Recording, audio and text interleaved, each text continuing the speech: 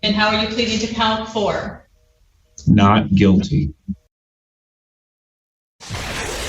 Hello and welcome to True Crime Rocket Science, the most authentic voice in true crime.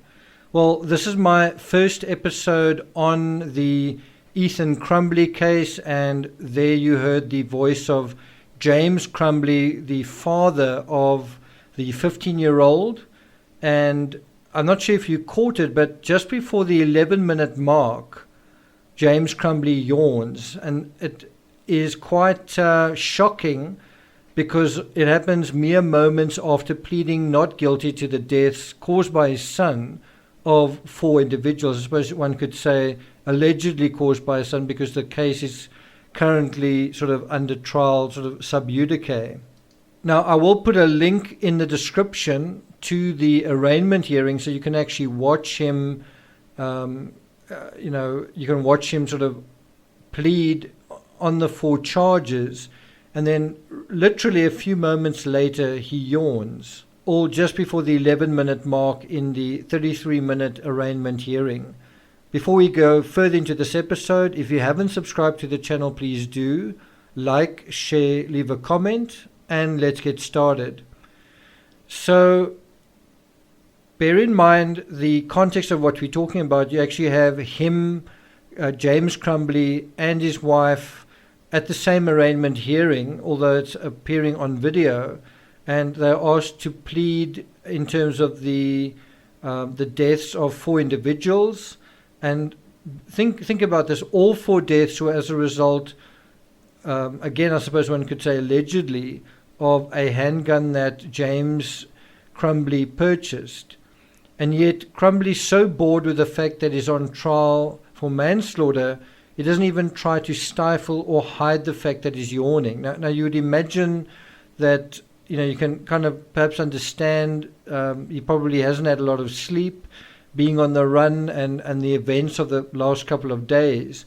But you would imagine in a situation where you're on camera, where the judge is looking at you and you're kind of on trial on very serious charges, that you try and at least hide the fact that you're yawning, and yet he just yawns on camera. What do you think that says about a person, that you don't have any scruples to sort of hide how you're really feeling, right? And so I'm not actually sure, if somebody told me this and I didn't see it, I'm not sure I would believe it. Now, something else that is quite interesting is a artist in Detroit, a guy called Andres Sikora. He owns a studio on Bellevue Street. That is actually where the fugitive parents of Ethan Crumbley sort of hid out until they were arrested by the police on yesterday.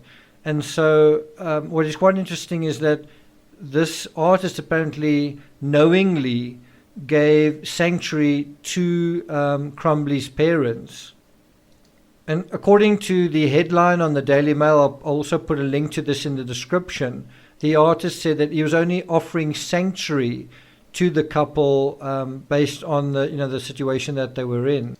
According to his lawyer, they weren't, or he wasn't sure, or he wasn't certain that they were kind of on the run from the police. He thought that they were just looking for a safe place to stay for a few hours based on, the perception of society.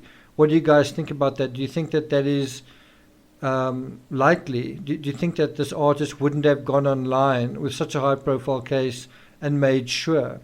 And bear in mind, in this case, you already have the parents' lawyers giving statements to the media, only to sort of say afterwards, actually, we didn't really know what they were doing. And so you've also got a lawyer speaking on Andres Sikora's behalf, saying, that he didn't know what was going on and he was just letting them stay there for a few hours.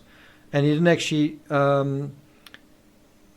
know that they were staying overnight because he'd left early in the day. Also that he'd apparently told them to leave, but then they stayed without his knowledge. Do you believe that? Apparently the studio where they were hiding out is just 12 minutes from the Canadian border by car. And then there's also speculation that Jennifer, Ethan's mother, she's a realtor, has a long-standing connection with Sikora, who's apparently completed work on at least one building at her request. So the day before all of this played out, on December 3rd, a prosecutor, Karen MacDonald, said that Ethan Crumbley's parents were being charged with 4 counts of involuntary manslaughter, but then the attorney said that the Crumbleys had turned off their phones and didn't tell Sikora. And so he said to them to leave, he told them to leave them as well, and they stayed apparently without his knowledge until they were arrested at 2 a.m. and they were arrested on his premises. And then apparently when he found out about this, he went to the police straight away. What's also interesting is when the attorney was asked what time the couple arrived at his studio, he wouldn't give a specific time, saying, oh no, it's an active investigation. There's also information about the couple withdrawing $4,000 from an ATM early in the afternoon, around about 2 or 3 o'clock in the afternoon on December 3rd. One wonders, was this money to pay Sikora or was it for some other purpose? And so yesterday, that Saturday afternoon, Oakland County Sheriff Michael Bouchard said that his office was thinking about charging a person who had, quote, clearly helped them into that location and made it available to them. And obviously that is kind of an obstruction of justice scenario. So obviously coming back to James and Jennifer Crumbley, during the arraignment hearing, Jennifer was sort of crying, I guess sobbing when she was answering the charges, right? You sort of had her, she's kind of wearing glasses and she's got her hand to her mouth and she seems distressed and emotional, right? But now contrast that with the husband who is seemingly very unemotional, seemingly quite blank, and as I say, yawns after he declares himself or pleads not guilty on all 4 charges. If you compare the father's demeanor and behavior to the mother's, do you think the mother's emotions are likely or credible? Do you think that they're truly sorry? I mean, if they were truly sorry, would they have run away?